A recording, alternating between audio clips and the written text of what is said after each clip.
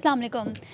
Programme دا journalist کٹ کے ساتھ میں ہوں رئیسہ فاطمہ اور میرے ساتھ ہیں سینئر تجزیہ کار سجاد انور صاحب. السلام علیکم. جی وعلیکم السلام. کیسی ہیں آپ؟ ٹھیک ہے سر میں بالکل ٹھیک ہوں. سر پاکستان کے لیے ہسٹوریکل مومنٹ ہے آج, ہسٹوریکل ون ہے ان کی. جو city of لوسرن Switzerland town of برگن stock سے جو امیجز آ رہی ہیں, جو ویڈیو فوٹیجز آ رہی ہیں, جس میں فیلڈ مارشل عاصم منیر صاحب, پھر ان کے بارے میں جو اتنی باتیں ہو رہی ہیں, ٹرمپ صاحب ان کو اتنا سراہ رہے ہیں, پھر جے ڈی وینس نے ایک بہت ہی بڑی بات بولی, بالکل ان ایکسپیکٹڈ تھی لیکن بہت بڑی بات ہے کہ only 2 people are close to my heart, one is an Indian and one is Pakistani. Indian is my wife and Pakistani is Field Marshal Asim Munir.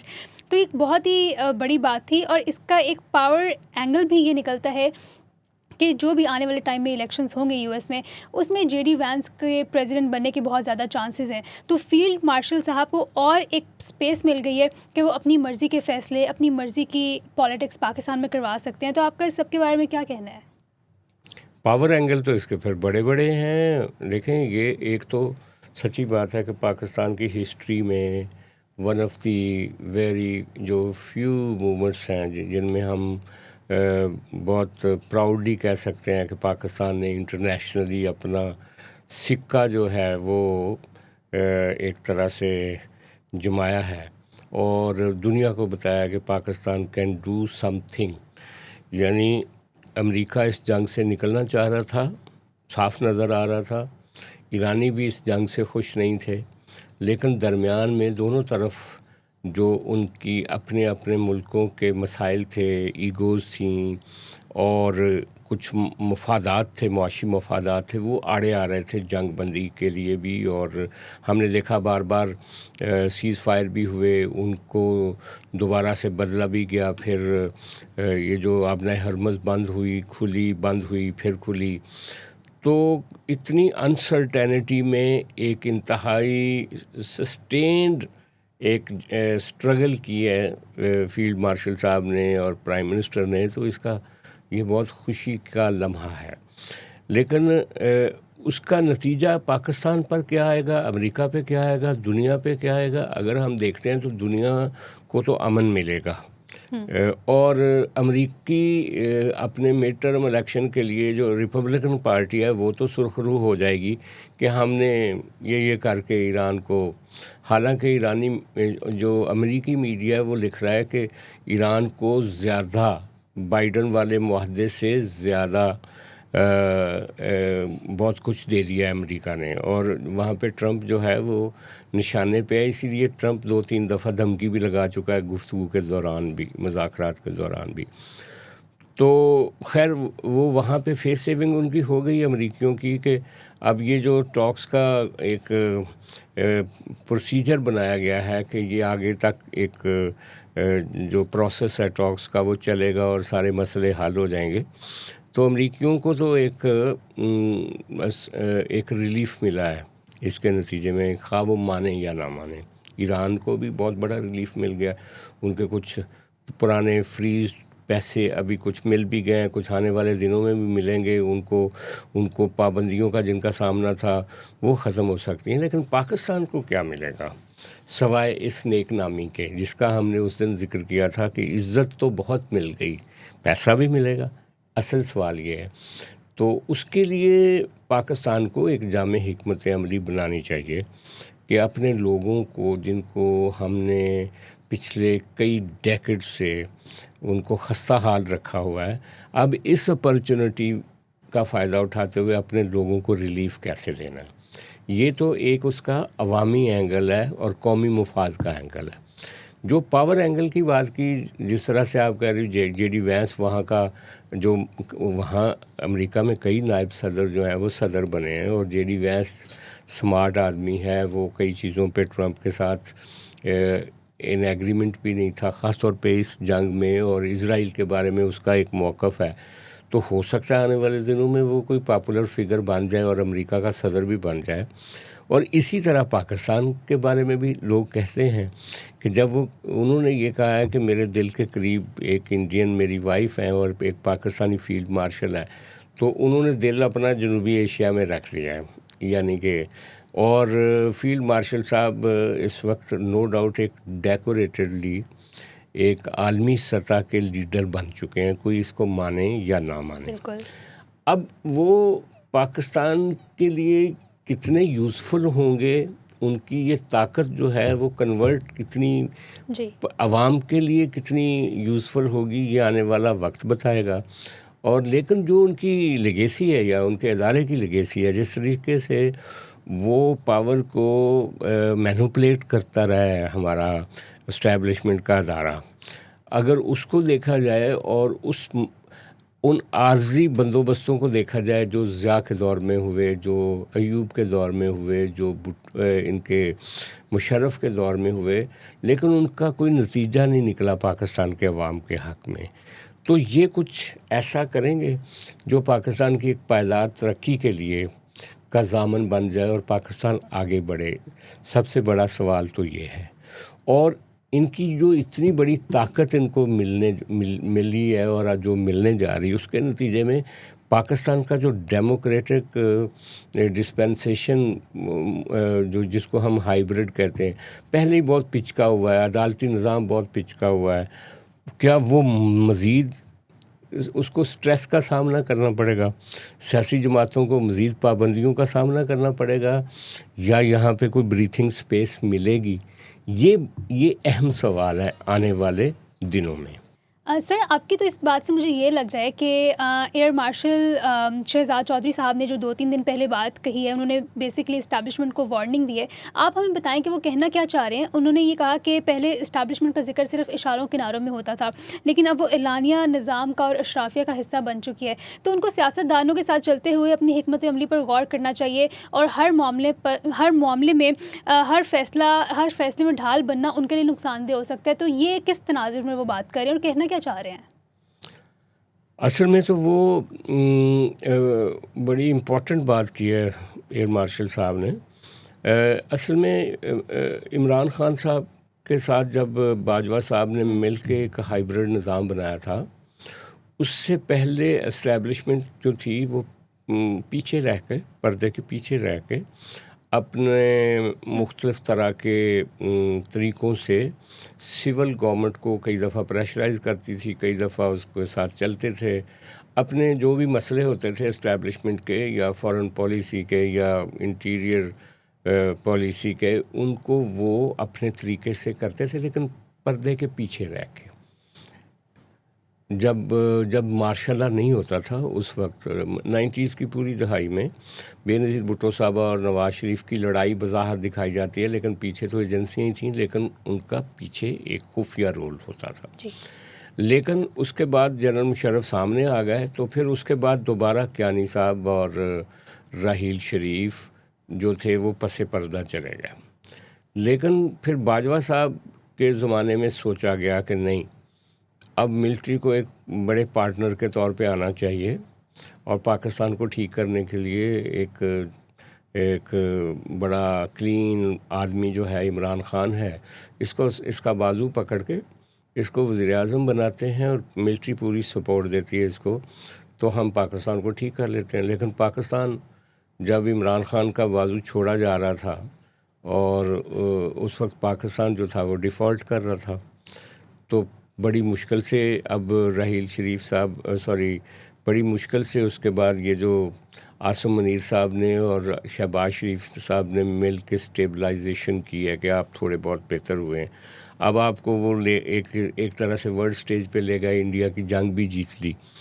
اب تھوڑا سا اس ہائیبرڈ نظام میں نے کچھ پرفارم کیا لگ رہا ہے، اور اس میں ایک طاقت بھی محسوس ہو رہی ہے. ٹھیک ہے. اس موقع پہ یہ جس طرح سے یہ جو بل آیا ہے نا ٹیلی کام والا، شہزاد چودھری صاحب اس پہ بات کر رہے تھے، کیونکہ اس طرح کی لیجسلیشن کے پیچھے یا جو 26ویں اور 27ویں ترمیم ہوئی ہے جس طرح سے، اور باقی چیزیں جو ہو رہی ہیں جس طریقے سے، شہزاد چودھری صاحب کا کہنا ہے کہ اب یہ زبان زد عام ہو گیا ہے کہ ہر کام جو ہے وہ اسٹیبلشمنٹ کروا رہی ہے. تو وہ شہزاد چودھری صاحب نے کہا کہ کچھ کام ایسے بھی یہ سیاستدان کر جائیں گے جو اسٹیبلشمنٹ کے کھاتے میں پڑ جائیں گے، لہذا اسٹیبلشمنٹ کو پھونک کے قدم رکھنا چاہیے اور احتیاط کرنی چاہیے. ان کا یہ کہنا تھا کہ پیچھے چلے جائیں تھوڑے سے، اسٹیبلشمنٹ دوبارہ واپس جو ہے نا وہ بیک فوٹنگ پہ چلی جائے، تھوڑا پس منظر میں چلی جائے، اپنی کرے جو اپنا کام کروانا ہے انہوں نے سیاستدانوں سے، لیکن اس طرح سے فرنٹ فٹ پہ نہیں آنا چاہیے. شہزاد چودھری صاحب کا موقف یہ تھا، لیکن بے وقت کی راگنی ہے. ابھی تو وقت ہے عاصم منیر صاحب کا فرنٹ فٹ پہ آنے کا اور بات کرنے کا، تو لہٰذا ان کی بات کوئی نہیں سنے گا. عاصم منیر صاحب اور شہباز شریف صاحب مل کے اس ملک کو چلا رہے ہیں، اور آنے والے دنوں میں جیسا کہ اب سارے مبصرین بھی کہہ رہے ہیں کہ اگرچہ 28ویں ترمیم نہیں ہو سکی، لیکن 28ویں ترمیم کے فائدے جو ہیں انڈائریکٹلی دے دیے گئے ہیں جنہوں نے مانگے تھے ان کو.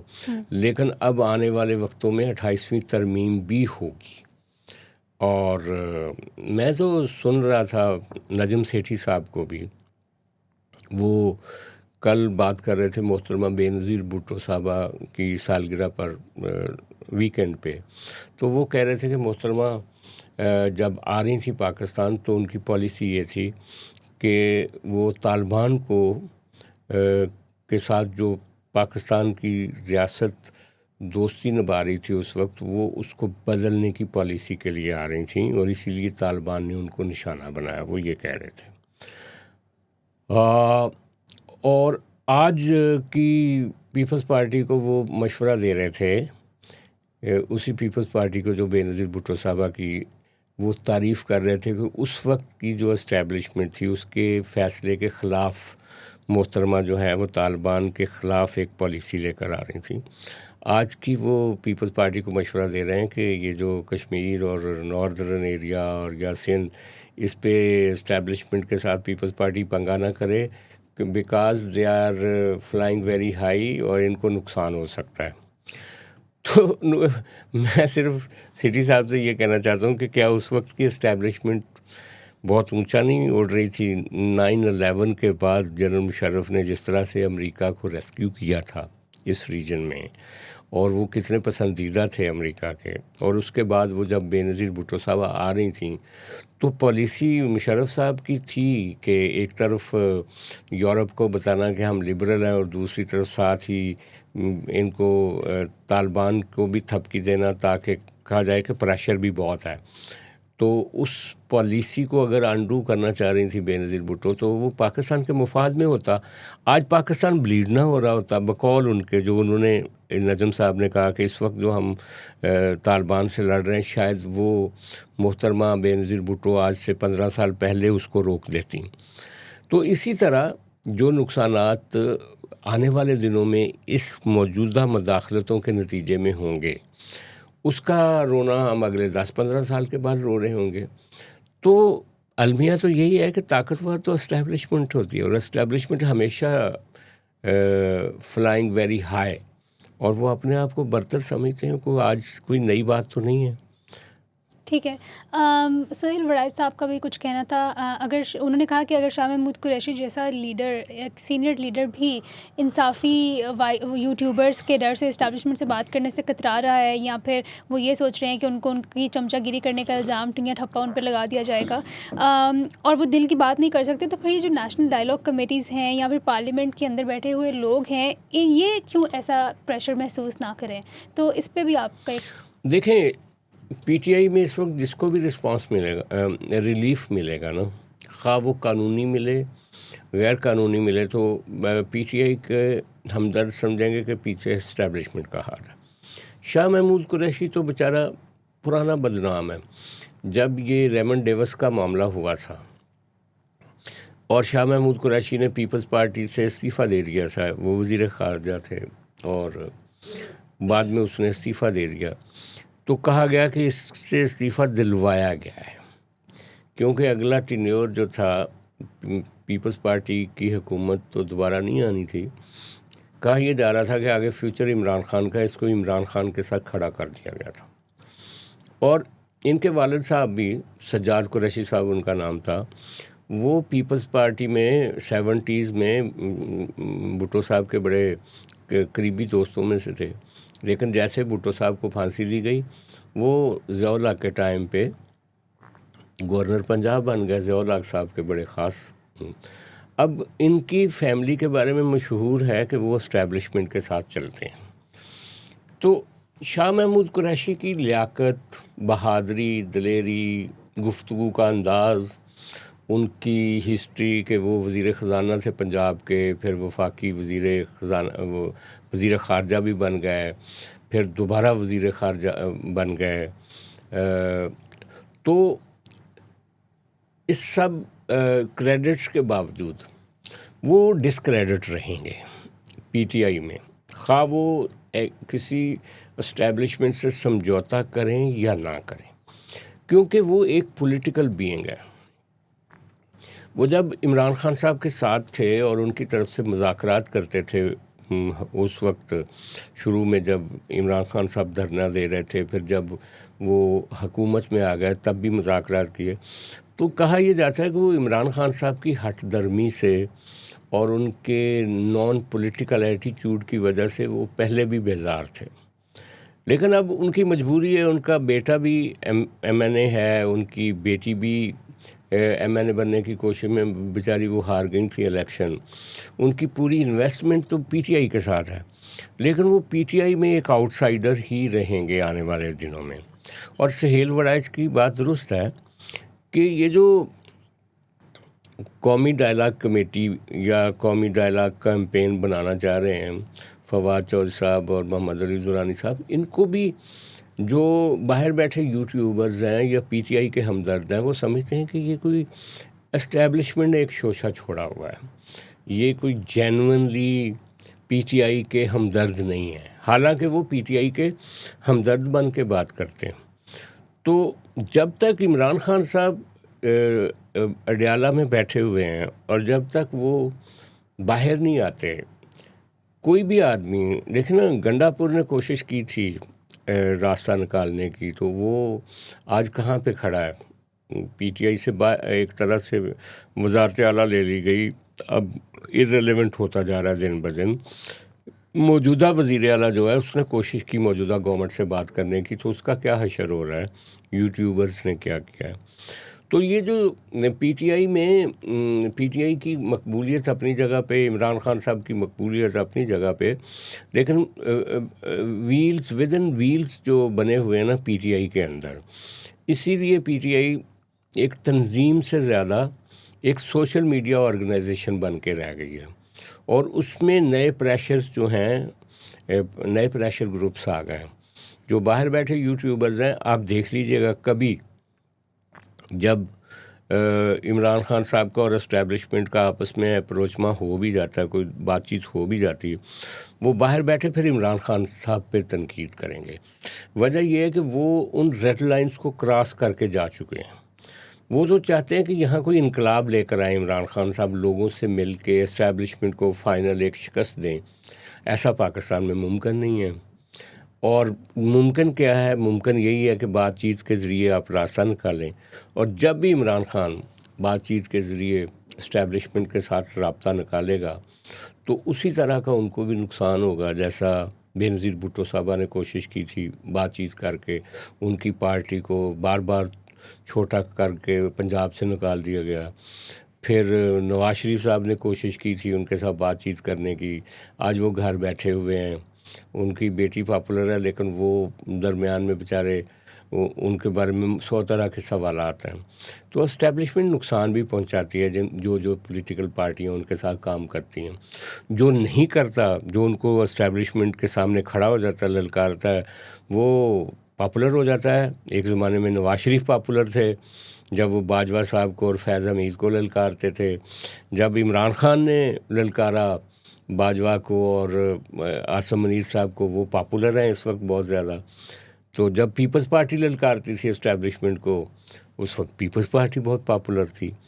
تو پاپولیرٹی مل جاتی ہے مخالفت کر کے، لیکن راستہ اسٹیبلشمنٹ تبھی دیتی ہے جب آپ ان سے کچھ مصالحت کریں گے، اور مصالحت کریں گے تو آپ کی پارٹی کے کچھ حصے وہ کاٹ کے رکھ لیتے ہیں اپنے پاس. یہ ہے ہماری ہسٹری. ٹھیک ہے سر، بہت شکریہ آپ کے آج کے تجزیے کے لیے. Thank you so much for watching. کل ہم حاضر ہوں گے ایک نئے پروگرام کے ساتھ. تب تک کے لیے خدا حافظ.